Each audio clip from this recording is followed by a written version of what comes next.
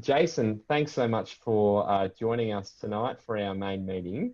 You're obviously not joining us live. We can tell by the sun in the background and the birds in the trees. But while we've got you, can you tell us a bit about yourself? Where are you from? Family? What do you do for a living? Thanks, Peter. Great to be back with you. I grew up in Brisbane, was born in Townsville. I am married to Lois, who also teaches movement and stagecraft at the con to the vocal students. And we have 4 children in high school and primary school. We go to St John's Anglican Church at Wishart, and I'm the principal trombone in the Queensland Symphony Orchestra, as well as teaching at the Conservatorium in the sessional staff role, and I also do the same at University of Queensland, just trombone.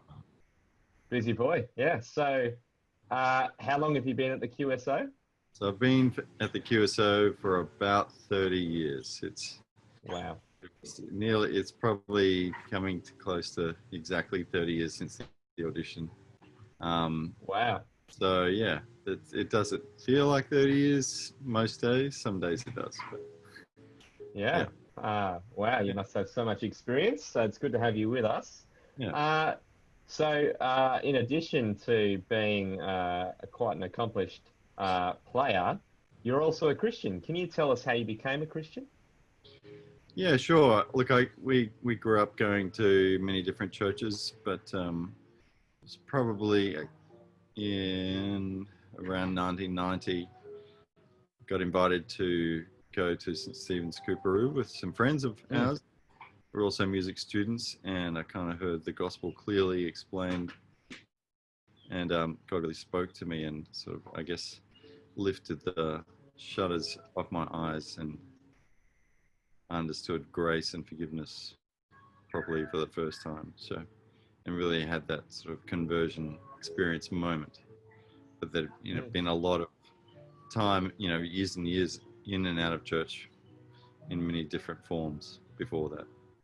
Can you tell us a bit about your history as a musician? What made you pursue music as a career? How did you end up at the QSO? And what's it been like to be there for 30 years almost? Sure. Look, I guess growing up, I was a pretty quiet guy at school, probably thought of as a bit of a nerd, music nerd. And music was one of those things that I could do better than most other people at my school. And I was lucky enough to be involved in things like QIO and Young Con, as it was back then. And just realized that if I worked hard, I could actually improve. And so I worked hard. I was lucky that I had really good teachers, had a lot of great opportunities. And looking back, I can see a lot of doors were open for me.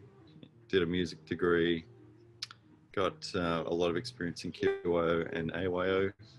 And the QSO audition came around when I was the end of third year, basically, or towards the end of third year. I had a shot at it, and was very fortunate, to be successful. And I often think to myself, would I have given myself the job if I showed up as a 19-year-old kid? Probably not. I could play all the notes, but yeah, it was a very steep learning curve starting so young, working with people that have been there for 20 and 30 years. Thanks for sharing that. Now, you're obviously both a Christian and a professional musician and artist. Yep. What can you tell us about the interplay between your relationship with God and being a musician? That's a really good question. I think, well, I guess what I try to do, and I think that where it's like, music is one of those industries, but like any career, it can suck you in completely if you let it.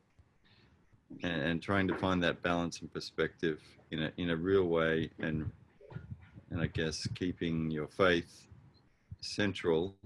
There are days that most days I will spend more time with my trombone than I will reading and praying, and normal. But I try always to remember that, the trombone doesn't define me completely. It does define me a lot.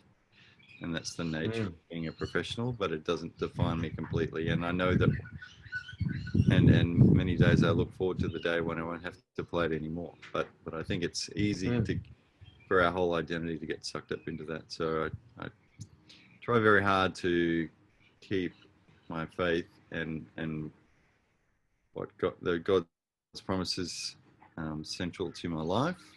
I also to be involved in Christian ministry directly with my trombone and in music at church, which is probably my favorite moments in playing, because it's it's completely free of the normal work pressures. There's different little pressures, but it's not the same. And it's you can sort of, it's between you and God primarily when I'm playing at church. I mean, yes, you're playing your part in the music team and all that sort of stuff, but you're not sort of sitting there playing to satisfy the congregation primarily. So I think for me that's really healthy connection, keeping my music and my faith connected directly. There's also little things. I guess there's lots of repertoire which just about every instrument has, that where there are Christian themes to the music. So I love playing that. I love exploring that, and I also love it. I guess that gives me a little opportunity to explore things with students as well, and throw in Christian perspectives. Well, look, more than half of the music that we probably play in the orchestra is, from a time when the Western world certainly was, I guess, considered Christian. And it's not just things like the Messiah, but there's a lot of choral music, and there's a lot of solo and chamber repertoire that comes basically from the church. So even people might question the style of music is completely different to what we would consider Christian music these days, but it's really fascinating to explore how they applied the text and how they explored that. Yeah, inspired by that same gospel. Yeah. So. Now, before we let you go, there are a whole bunch of aspiring artists and musicians who are tuning in tonight. Have you got any advice for them on being both a Christian and an artist? I guess try and keep the two. Don't try and let your life be separate. So, Jesus is with us 24/7, but it is easy to get distracted and to get caught up in our day-to-day little dramas, whether it be preparing a little piece or preparing a big piece and playing a big solo. And I guess keeping that perspective, knowing that,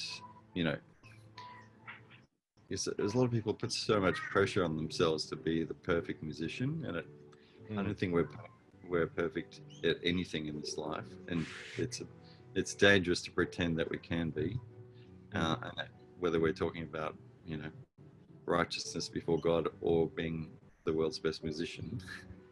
So I think it's having that healthy perspective about perfection, having a healthy perspective about our reliance on God.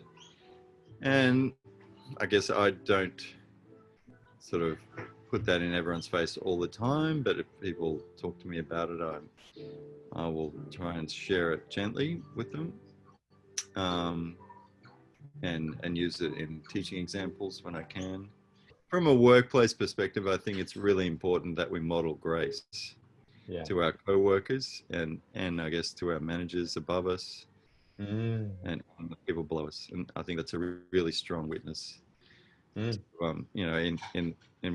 what workplaces can be difficult times, no matter how long you've been there or how well things are going. There's always little things that go wrong or last minute changes and issues that arise, and how we deal with people is really important, and it's a good opportunity to bring that. Christian perspective and view on that, and model grace and forgiveness. Well, thanks so much, Jason. It's been really wonderful hearing from you tonight. We really appreciate your time. Oh, thanks, Peter, and best of luck to everyone, and hope to be able to meet with you in person again. Great. All right. Thanks, Jason. Thanks.